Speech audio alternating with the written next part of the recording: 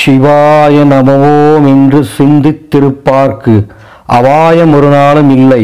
உபாயம் இதுவே காதலாகி கசிந்து கண்ணீர் மல்கி ஓதுவார் தம்மை நன்னறி குய்ப்பது வேதம் நான்கினும் மெய்ப்பொருளாவது நாதன் நாமம் நமச்சிவாயவே. ஓம் சிவாய நம. அனைவருக்கும் ஆனந்தமான இறைவணக்கம். ஆனந்தம் மலரட்டும், ஆனந்தோடி பரவட்டும் என் அன்பு சிவசொந்தங்களே. சிவராத்திரி பற்றிய ஒரு தொடராக பார்த்து கொண்டு வருகிறோம். இன்று தொடர் 3இல் பட்ச சிவராத்திரியை பற்றியும் யோக சிவராத்திரியை பற்றியும் விரிவாக காண இருக்கின்றோம். அதற்கு முன் ஒரு அன்பான வேண்டுகோள், என்னை தொலைபேசியில் தொடர்பு கொள்ள வேண்டும் நினைப்பவர்கள் காலை 10 மணி முதல் மாலை 5 வரை மட்டுமே தொடர்பு கொள்ளுமாறு அன்போடு கேட்டுக்கிறேன். வருகிற 4/2/2019 தை அமாவாசை பெரியவர்களுக்கு செய்ய வேண்டிய கடமையை சிறப்பாக செய்யுமாறு அன்போடு கேட்டுக்கிறேன். 4/3/2019 மகா சிவராத்திரி வருது. அந்தன்னைக்கு மகா சிவராத்திரி அன்னைக்கு சிவனை முழுமையாக தியானம் செய்து 4 ஜாமம் கண்விழித்து இருக்குமாறு அன்போடு கேட்டுக்கிறேன். நம்ம முந்தைய ஆடியோ பதிவில் நித்திய சிவராத்திரி பற்றி விளக்கமாக பார்த்தோம், மாத சிவராத்திரி பற்றி விளக்கமாக பார்த்தோம். இன்னைக்கு பட்ச சிவராத்திரி யோக சிவராத்திரி பற்றி பார்க்க போகிறோம். சிவன் என்றாலே மங்களம் தருபவன் என்று பொருள். சிவன் என்றாலே செழுமை தருபவன் என்று பொருள். சிவன் என்றாலே பசுமை தருபவன் என்று பொருள். சிவன் என்றாலே செம்மை தருபவன் என பொருள். அப்பேற்பட்ட சிவனை மனதார நினைத்து மனமுருகி சிவப்பாடல்களை பாடி அவன் நினைவிலேயே இரவை கழிப்பதுதான் சிவராத்திரி. இந்த சிவராத்திரி நித்திய சிவராத்திரி, மாத சிவராத்திரி, பட்ச சிவராத்திரி, யோக சிவராத்திரி, மகா சிவராத்திரின்னு 5 வகையாக கொண்டாடுறோம். இன்னைக்கு நாம பார்க்க போறது பட்ச சிவராத்திரி.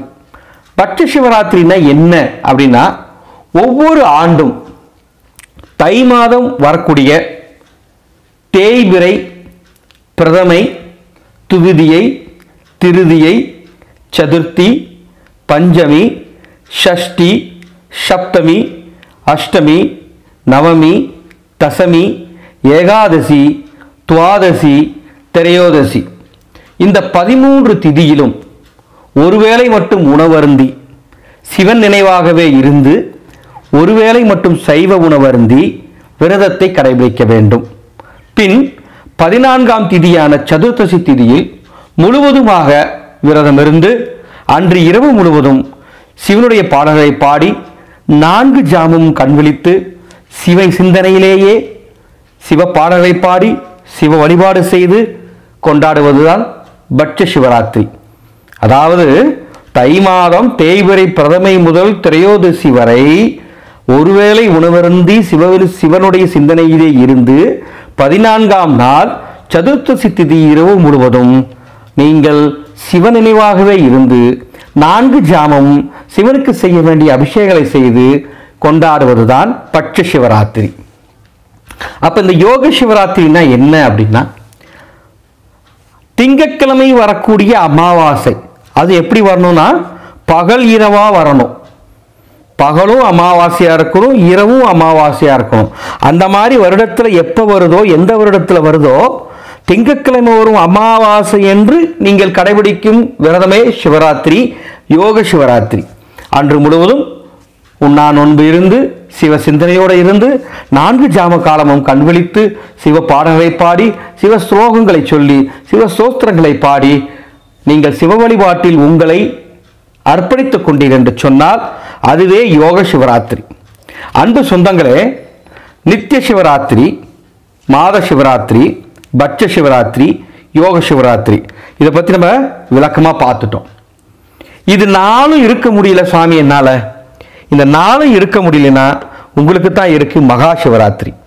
அந்த ஒரு மகா சிவராத்திரி மட்டும் நீங்க 4 சாவ காலமும் சிவனின் நினைவோடு இருந்து சிவ பாடல்களை பாடி சிவ ஸ்லோகங்களை சொல்லி சிவ நினைவோடு வாழ்ந்தீர்கள் என்று சொன்னால் 4 ஜாமம் கண்விழித்தீர்கள் என்று சொன்னால் இந்த 5 சிவராத்திரிகளையும் கொண்டாடுங்க, முழு பலன்களையும் உங்களுக்கு கிடைக்கும்.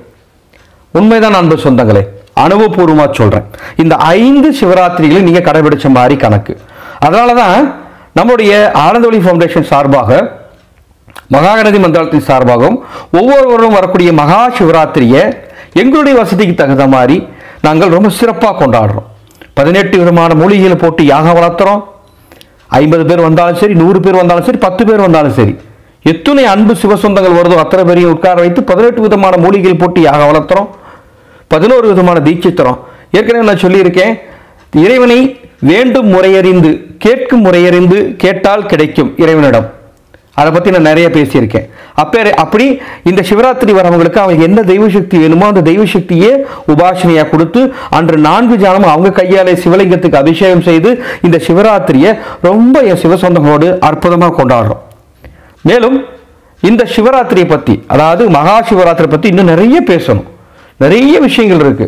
மகா சிவராத்திரி கொண்டாடுறதால என்னென்ன பலன்கள்னு சொல்ல 100 வீடியோ போட்டாலும் அதுக்கு பத்தாது, இன்னும் போட்டுக்கிட்டே தான் இருக்கலாம், அந்த அளவுக்கு இருக்கும். அன்பு சொந்தங்களே, 5 சிவராத்திரி 4 சிவராத்திரி பற்றி விளைவாக பார்த்தோம். அடுத்த தொடரில் மகா சிவராத்திரியை பற்றி, மாசி மாதம் வரக்கூடிய மகா சிவராத்திரியுடைய பலன்கள், அந்த சிவராத்திரி கொண்டாடுறதை பற்றி எவ்வாறு கொண்டாடணும், 4 ஜாமங்கள் எவ்வாறு பூஜை செய்வது அப்படிங்கிறத விரிவாக அடுத்தது தொடர பார்ப்போம். இந்த சேனல் உங்களுக்கு பிடிச்சிருந்தா சப்ஸ்கிரைப் பண்ணுங்க. அன்பு சொந்தங்களே, வெறும் சப்ஸ்கிரைப் பண்ணிட்டு பெல் பட்டன் மட்டும் கிளிக் பண்ணாதீங்க, கொஞ்சம் லைக் பட்டனும் கிளிக் பண்ணுங்க, ஷேர் பண்ணுங்க.